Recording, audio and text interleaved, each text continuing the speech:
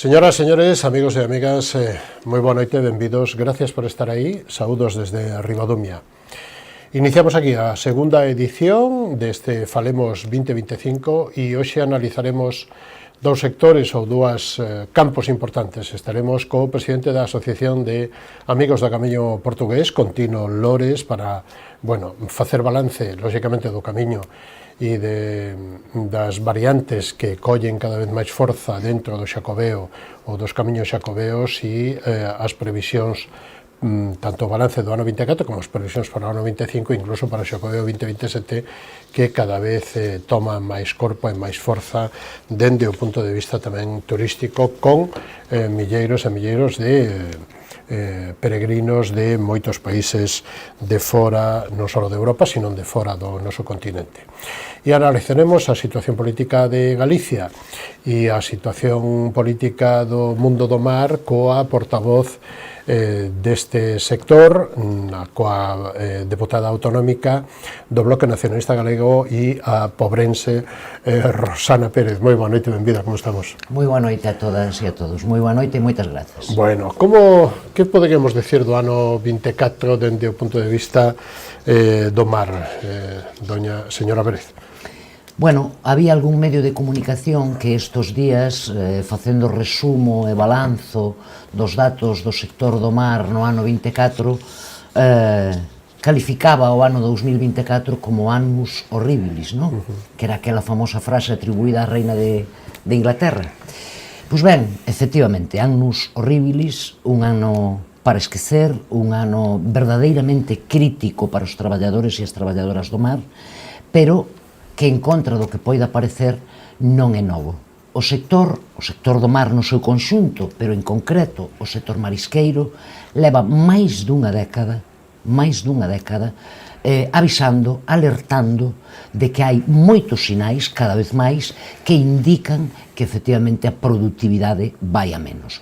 Non facían falta sequera, baixo o noso punto de vista, están aí e son moi válidos e moi útiles, pero nin sequera facían falta os datos que nos ven de dar a coñecer a plataforma tecnolóxica da Consellería do Mar, a plataforma tecnolóxica da pesca, para saber que estamos en un momento absolutamente crítico para o marisqueo e que estamos en un momento moi difícil no que vai de todo este século, pero casi me atrevería a decir que desde que comezou a serie histórica de datos na propia plataforma que foi no ano 1997.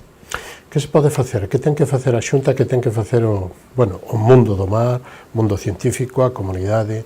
Como se pode loitar contra isto? Porque, aínda que xa puntos digamos que dentes de serra para arriba e para baixo, non é todos os anos iguales, pero sí que hai unha baixada preocupante e que este ano horribles, o 24, se lle achaca moito as riadas que hubo en outubro, no mes de outubro, novembro do 23, non? Que son os que deixan, digamos, que esta lacra principalmente no marisqueo a pé, non? Sí, bueno, a ver, que se pode facer? Desde o noso punto de vista, evidentemente, nós para elaborar os nosos programas electorais e as nosas propostas, evidentemente estamos en contacto co sector primeiro e, en segundo lugar, con persoas expertas que saben do que se está a falar, non? Entón non son as nosas propostas nin ningunha ocorrencia, nin ningunha elucubración. Agora ben, nós temos posto durante todo este tempo, estes últimos 5 anos, por non ir máis atrás, moitas propostas en riba da mesa no propio Parlamento. Agora ben, nós que pedimos antes de ningunha outra cousa? E claro, xa vamos tarde. A Consellería vai tarde, moi tarde, porque o propio sector, como dixen antes, leva moitos anos solicitándolle. E habería que empezar por facer un estudo exhaustivo, evidentemente coas mellores cabezas pensantes das universidades galegas e dos centros de investigación galegos, xunto, evidentemente, co propio sector. Habería que poñelos a traballar para que fagan un diagnóstico do que está exactamente a pasar en cada ría e poder aplicar medidas concretas e determinadas en cada ría.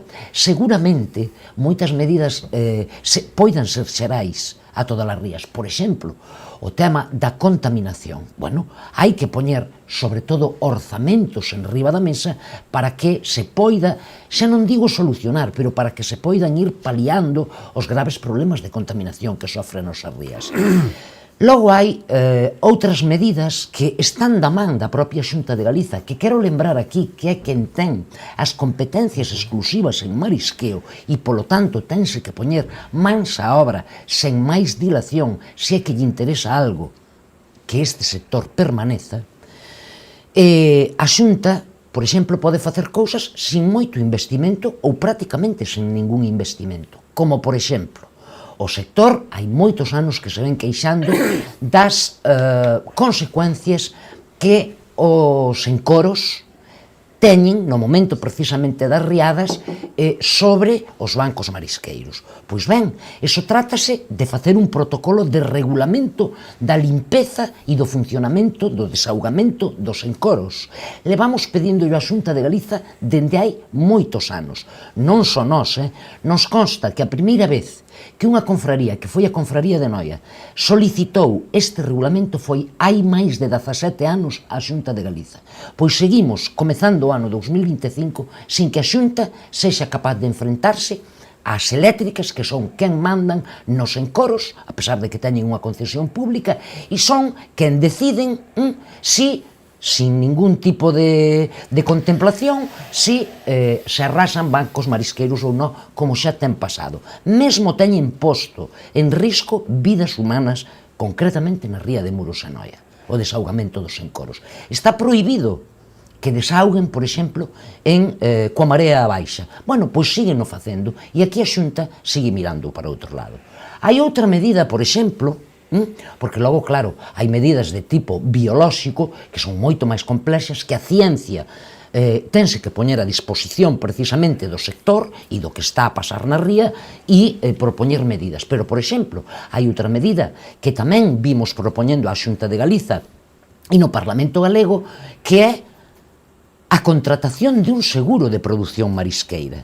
Como se pode estar desde o Goberno galego, desde a Consellería do Mar, de brazos cruzados, ano tras ano, vendo como se van efectivamente por condicións climatolóxicas, basicamente, miles e miles de kilos de marisco que aparece morto nas praias, precisamente polas riadas, etc., sin ter asegurada esa produción. Poñolle un exemplo. A Consellería de Medio Rural, sin ser tampouco ese seguro nada extraordinario, pero ten un seguro de produción e de coidado, digamos, de asegurar determinadas colleitas para o sector, por exemplo, vitivinícola e outros, en caso de inclemencias meteorolóxicas graves. Bueno, pois o sector do mar, que ademais é fundamental no noso país e é verdadeiramente a columna vertebral de moitas das comarcas costeiras do país, ten que ter algo parecido. Bueno, pois estamos cansados de propoñerlo, pero fíxense hasta que punto que despois de propoñerlo tantas veces no propio Parlamento Galego o grupo maioritario, o grupo do Partido Popular, chegou a votarnos a favor desa contratación de un seguro público, de un seguro de produción marisqueira. Ben, o Parlamento Galego o aproba e o aprobou por unanimidade a iniciativa do Bloque Nacionalista Galego, pero o Executivo, é dicir, o Goberno Galego, a Xunta de Galiza, non o efectiviza. Claro, se ti o que queres é, primeiro, apoiar a un sector e, sobre todo, potencialo, terás que poñer os medios. A cuestión é os cartos ou a cuestión é a cuestión técnico cal é a complicación para facelo? Nós non estamos dicindo que técnicamente sea sinxelo, non o estamos dicindo, pero escoíteme, en un país como é Galiza, donde o sector do mar significa, cada vez menos por desgraza, pero significa o que aínda significa hoxe, o Goberno galego, se ten interese en potenciar ese sector e en coidalo, terá que dedicar os seus orzamentos realmente ao que cree que efectivamente sirve para apoiar ese sector. E desde logo para nós, e o estamos vendo, cada ano co cambio climático, efectivamente, cada ano temos máis episodios, digamos, de choivas fortes, de riadas, polo tanto, e evidentemente de marisco morto. Ben, pois a Xunta de Galiza, que é, insisto, quen ten as competencias exclusivas, ten que tratar de poñer os medios. E en canto aos cartos, mire, poderíamos desglosar aquí, seguramente en outro momento, se non teremos tempo, pero poderíamos desglosar aquí os orzamentos da Xunta de Galiza, e eu asegúrolle que se realmente o Partido Popular e a Consellería do Mar teñen interés en protexer o sector do mar e en potencialo, insisto, evidentemente sobraríanlle cartos para facerse cargo dun sector de produción de productividade, de produción marisqueira, perdón. Logo, perdón, hai outros temas que son moito máis complexos, por exemplo, todo o que está a acarrear o propio cambio climático. Eso require, entre outras moitas cuestións, eso require efectivamente que os científicos, que os centros de investigación da propia Xunta que os ten. Somos unha referencia a nivel europeo e mundial. Exactamente. Donde ou por que non damos topado coa variña máxica? Non hai variña máxica. O por que a Consellería do Mar, a Xunta de Galiza, non quere adicar os seus esforzos precisamente a paliar, porque non se van a solucionar, pero a paliar as consecuencias que xa está a ter o cambio climático no sector pesqueiro, no sector mexilloeiro, que é tan importante, sobre todo na Ría de Arousa, ou no sector marisqueiro, se non pon os medios para saber que está pasando e para tratar de enfrontar esas consecuencias do cambio climático, pois evidentemente témolo moi mal, porque non hai que esquecer que as propostas que fagan precisamente os investigadores, as propostas que fagan as universidades, da man do propio sector, son as que se teñen que ir poñendo en marcha. Unhas seguramente non den resultado o primeiro día, nin o segundo, nin o primeiro ano. Eso son a medio plazo. Pero haberá que empezar en algún momento a poñelas en marcha. Pero, desgraciadamente, a política, teño que dicilo con esta contundencia, a política da Consellería do Mar é unha consellería de remendos. Única e exclusivamente se dedican a poñer parches puntuais para determinadas cousas, sin ter unha programación estructural dunha verdadeira política pesqueira para o noso país. E deste xeito, tamén estamos vendo, vímolo neste Nadal, os datos tamén están aí, como cada vez entra máis marisco de fora, a toneladas, moitas delas ilegais, tamén o hai que decir con esta claridade, moitas delas ilegais que se vende aquí como galego. A Xunta de Galicia ten competencia para vixiar todo eso. E non se está, xa non digo que non se este vixiando, pero non se está vixiando e controlando o suficiente para que eso non este a pasar.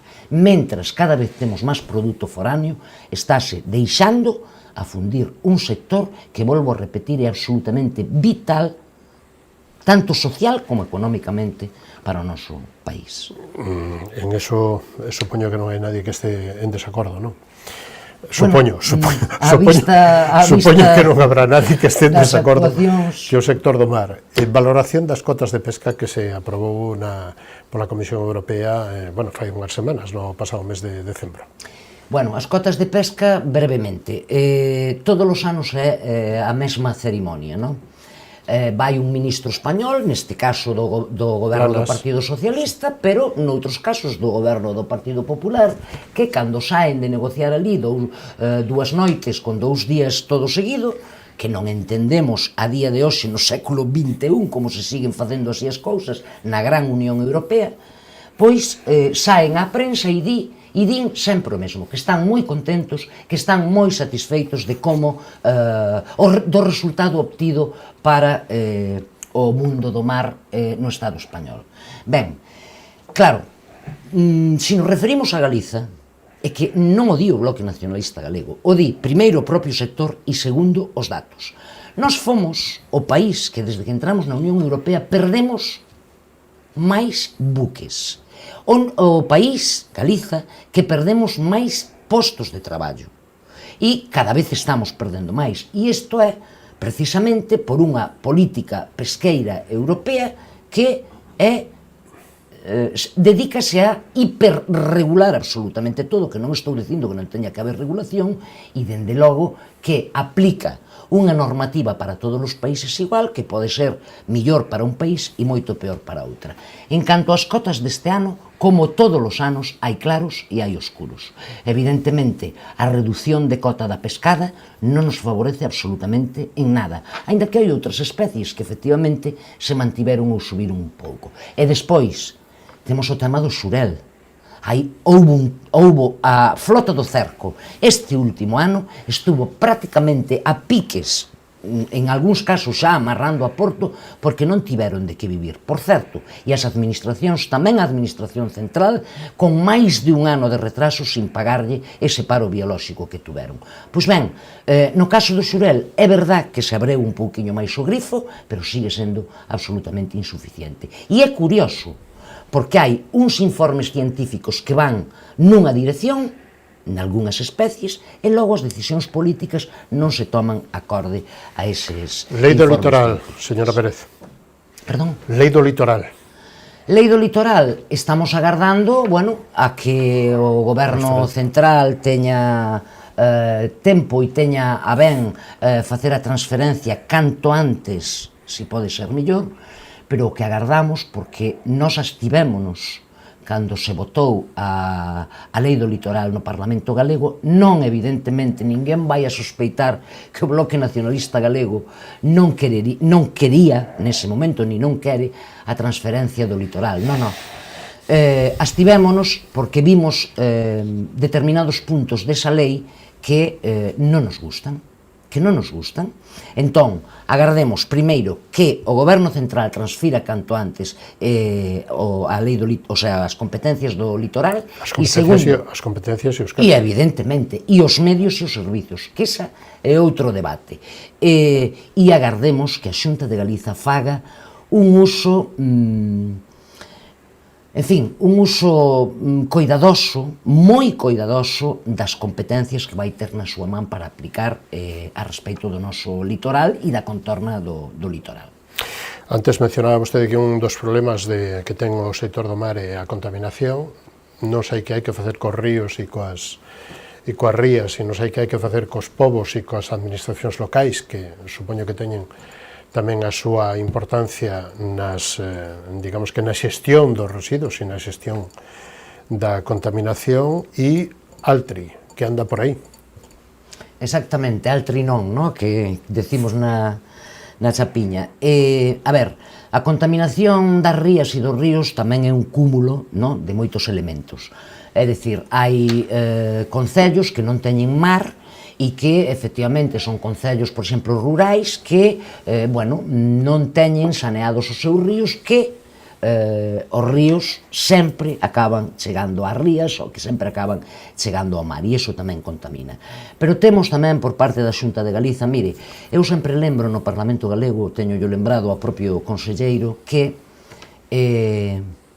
cando entrou a gobernar o Partido Popular a Xunta de Galiza, estamos falando do ano 2009, compareceron públicamente dous conselleiros, a que era conselleira do mar, a que foi hasta hai pouco, a señora Rosa Quintana, acompañada do conselleiro daquela de infraestructuras, que era o señor Agustín Hernández, facendo fincapé, era o ano 2009, en que as rías estarían totalmente saneadas no ano 2013. Estamos no ano 2024. E iso significa que non se puxeron os recursos necesarios para sanear precisamente as rías. Pero é que, ademais dos recursos en depuradoras, en saneamento dos concellos, porque hai que entender que os concellos non teñen a capacidade de facelo, non? Ademais de todo iso, evidentemente hai que poñer moitos medios para controlar. E nós temos, por exemplo, denunciado no propio Parlamento Galego en varias ocasións empresas, grandes empresas desta ría da Arousa na que estamos, que verten ou teñen vertido en algunha ocasión con toda a impunidade ás rías sin que a Xunta de Galiza apenas lle teña aplicado as consecuencias que eso debe ter. Por lo tanto, medios para que o saneamento integral se poida producir canto antes, e segundo, control e vixiancia, moito control e vixiancia por parte da Xunta de Galiza de todos os desmáns máis grandes ou máis pequenos que poida haber. Que datos ten ou que información ten a día de hoxe, máis que a opinión incluso sobre Altri? Porque o proxecto Gama, que foi aprobado por unanimidade no Parlamento en febreiro do ano 22, aquelo de fibras textís e toda esta historia. Que pasou daquela de ser aprobado por unanimidade, é dicir, PP, PSOE, Bloque, ou Bloque PSOE, ou como queiran a cuestión, a que hoxe só este o Partido Popular e o PSOE, que non sei como está, pero o Bloque está en contra. Eu tampouco sei como está o PSOE. Vamos a ver. Como cambiou non sei se cambiou a política de Xunta ou cambiou o proxecto de Altri? No, o que, primeiro, cando se aprobou por unanimidade aquela proposta do Partido Popular, por certo, non se aprobaba o proxecto Gama. Xa, se aprobaba un proxecto de fibras textís. Se aprobaba unha proposta do Partido Popular donde se falaba efectivamente de unha industria de produción de fibras textiles. Hasta aí. E, evidentemente, aí houbo un apoio unánime. Claro, do que se aprobou, do que se dixo por parte do Partido Popular e a iniciativa do Partido Popular, ao que finalmente resultou cando empezamos a coñecer efectivamente o proxecto e os datos dese proxecto, hai un auténtico abismo. E, polo tanto, nós non podíamos estar a favor deso que se nos propón, que non é outra cousa máis que unha macrocelulosa, unha bomba ambiental situada en pleno corazón de Galiza que evidentemente vai a perxudicar moi moito non só a zona da Ulloa, sino tamén a toda a zona da Ría de Arousa. E nós, precisamente, fíxese, ligando un tema co outro, que acabábamos de falar da problemática das rías, da problemática do sector do mar, e agora este de Altri, nós, precisamente, e o vimos de propor nos orzamentos, nas enmendas aos orzamentos, e o Partido Popular ven no de rexeitar, nós do que estamos a falar é que eses 250 millóns de euros que o Partido Popular, que a Xunta de Galiza pretende conseguir para Altri de cartos públicos que sexan destinados precisamente a un verdadeiro plan de recuperación da Ría de Arousa e a un verdadeiro plan de investimentos tamén na zona onde vai a ir ubicada esa industria. O modelo de Altri, eles mesmos o din no seu proxecto, é de industria de enclave que efectivamente deixará aquí todos os problemas, que serán moitos e moi graves, según o propio proxecto e según moitas opinións que xa se fixeron públicas, entre elas a do Consello da Cultura Galega, o informe feito polo Consello da Cultura Galega. O problema de Altri é, como digo, é que unha industria de enclave que deixará aquí moitos problemas e, evidentemente, ningún beneficio. E implicará, ademais, unha eucaliptización aínda maior do noso país cando todos os datos están dicindo que son a grave... Incluso o plan forestal había disminuído, non? Non, o plan forestal o que fixo foi, non o plan forestal, o que se fixo foi adoptar unha moratorio que acaba este ano 25, creo, non estou segura se no 25 ou no 26, pero que en todo caso o BNG xa presentou iniciativas a respeito de que vai pasar despois desa moratoria, que nós creemos que hai que ampliar, e a Xunta de Galicia votou en contra desas iniciativas. Claro, eso vai significar unha industria, un proxecto como o de Altri, vai significar efectivamente que a plantación de eucalipto, se non hai nadie que o remedie, vai seguir aumentando, cuestión que evidentemente xa está máis que demostrada, entre outras moitas cousas que influen negativamente precisamente para o tema dos lumes. Isto dependería moito dos informes e da aprobación medioambiental, que supoño que non só depende da Xunta, sino que tamén do Ministerio de Madrid, non? No, vamos a ver, os informes estánse elaborando polos distintos departamentos da Xunta de Galiza. A maiores, o que vai depender de Madrid, basicamente, é a cuestión do financiamento, deses 250 millóns de euros que están aí en liza, non?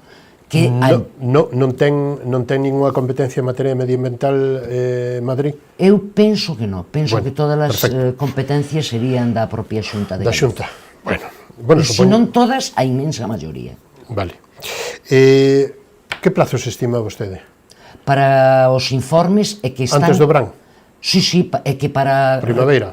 hai unha data que eles mesmos no propio proxecto, o sea, na propia aceptación do proxecto comprometeron que era de un ano desde a presentación do proxecto que se cumpliría casi a últimos de febreiro. Entón, nós supoñemos que isto non pode tardar moito. Que isto non pode... Quería facer, se me permites, unha única reseña a maiores do tema de Altri. Estos concellos nos que estamos, que, bueno, os da Ría de Arousa, tanto os da banda norte como os da banda sur, dependemos da auga do río Ulla. O proxecto de Altri, da auga para consumo. Exacto. Tanto para consumo doméstico como para consumo industrial. O proxecto de Altri contempla unha utilización e unha reversión outra vez ao río Ulla de millóns de litros diarios de auga que evidentemente poñerían en risco, primeiro, a salubridade do propio río Ulla e evidentemente tamén poñerían en risco o abastecemento de auga a toda a poboación que nos surtimos dela. É dicir, non sería só un problema verdadeiramente grave ambiental para a ría, sino tamén que estamos falando mesmo do abastecemento de auga, que é un servicio básico, non? Bueno, según a conselleira de Industria, a señora Lorenzana, Altri sería o maior proxecto industrial dos últimos 50 anos para Galicia, pero que debe de decir ou que debería de decir o empresariado, a comunidade científica, a comunidade estudiantil, as tres universidades que deberían de decir ou manifestar sobre este proxecto, sobre esta situación que, lóxicamente, según as informacións, é moito máis que local, é casi regional, non? As consecuencias. Sí, vamos, nós creemos que é un proxecto pois polas implicacións que ten, que afectaría a todo o país, non? Onde está a CEC? Onde están as universidades? En maior ou menor medida. Bueno, a ver, a día de hoxe, insisto, estamos esperando todos os informes, non? Pero a día de hoxe hai xa moitas cousas publicadas, entre elas estou lembrando agora, por o último, un libro, que non lembro exactamente o título, pero un libro publicado por un profesor universitario, por Ramón, que non me vai a salir o nombre. Ahora mismo non lembro o nombre, pero quero decir, hai moitas publicacións de personas. Pero digo, non hai unha, creo que falta unha postura máis potente, tanto do empresariado, da Confederación de Empresarios. Bueno, houbo empresas que sin ningún tipo de problema xa se pronunciaron. A propia Naturgy, a propia Ence, recoñecendo que efectivamente a eles tamén os iba a perxudicar. Non é esa a nosa preocupación, dende logo a preocupación do Bloque Nacionalista Galego, pero nós tamén creemos que deberá haber máis pronunciamentos, pero bueno. Bueno, señora Pérez, en 5 minutos temos que lle propoño unha cuestión de respostas moito máis breves, con unha frase ou a nivel de titulares ou algo así, ou un par de frases ou incluso se quere opinión a nivel personal e non como deputada. A 18 Asamblea do BNG, Ana Pontón, 84% de apoios. Como se define o novo ciclo, etapa ou continuidade e cales son os obxectivos para o 2028? Pois como se define é o reforzamento de un proxecto que está en marcha, que vai a máis e no que cada vez confían máis galegos e máis galegas.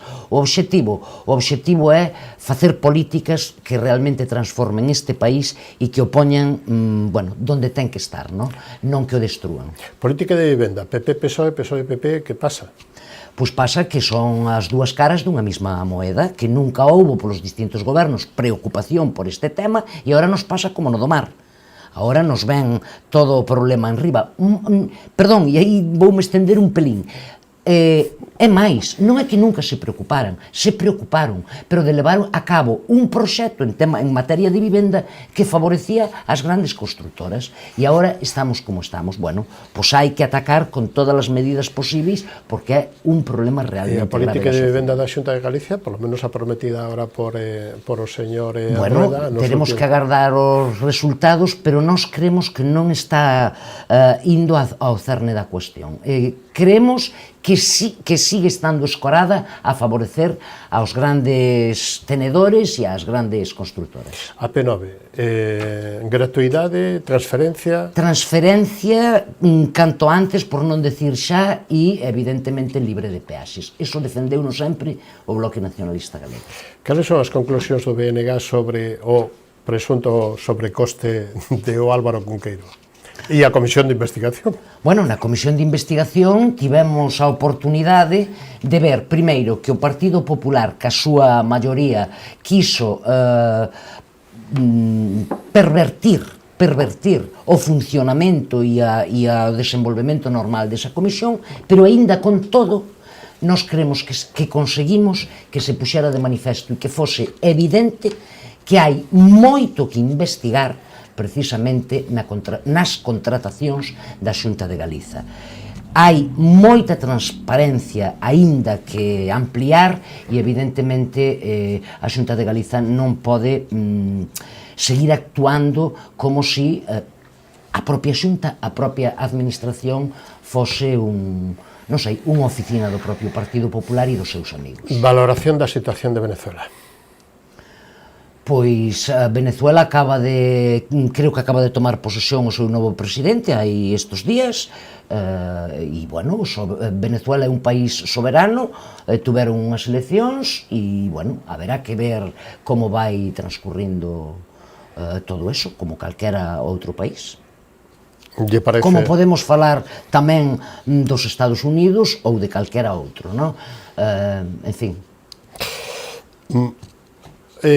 Caso Fiscalía Xeral do Estado. A ver, caso Fiscalía Xeral do Estado. Fiscal? Sí, fiscal. Bueno, non podo entrar brevemente no tema... Non a nivel xurídico, si a nivel ético, moral, político... Bueno, nós o que pedimos para todas as institucións, absolutamente para todos os organismos e institucións públicas, é a máxima transparencia e, dende logo, bueno, o maior rigor posible, porque nos debemos aos cidadáns. Somos institucións que estamos ao servizo precisamente dos cidadáns e con cartos dos propios cidadáns. Por lo tanto, máxima limpeza e máxima transparencia en todas, insisto. Esta mañán despertaba, polo menos esta comarca do Salnés, cunha noticia, preocupante, que é unha brutal malleira aos veciños de Meis que foron asaltados na súa casa. Non sei se isto lle merece algunha valoración, preocupación, ou que debemos de facer ante esta situación. Bueno, preocupación, efectivamente, como calquera outro tema social que evidentemente haberá que dirimilo tanto na xustiza como non sei se é o caso, pero hai moitos casos no que nos propios servicios sociais dos concellos poden intervir, pero en todo caso a través da xustiza. Non temos máis información. Señora Pérez, en 20 segundos para dicir o que vostede queira ou que eu non lle preguntei.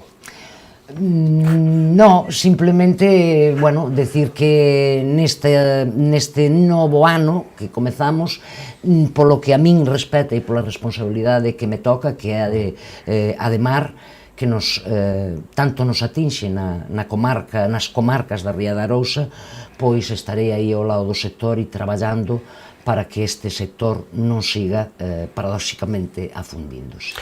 Foi un placer contar con vostede nesta segunda edición de Falemos deste ano 25. Hasta unha próxima ocasión. Moi boa día, moi boa noite e moitas gracias. Moitas gracias, o placer foi meu. Nos vamos a publicidade e recibimos a Tino Lores, o presidente da Asociación da Asociación de Amigos do Camiño Portugués, para falar con él e analizar, lóxicamente, toda a importancia que ten este camiño que pasa incluso na variante espiritual de aquí do Salnés que nos afecta tanto. Así que non o perdan, hasta dentro de un momentiño.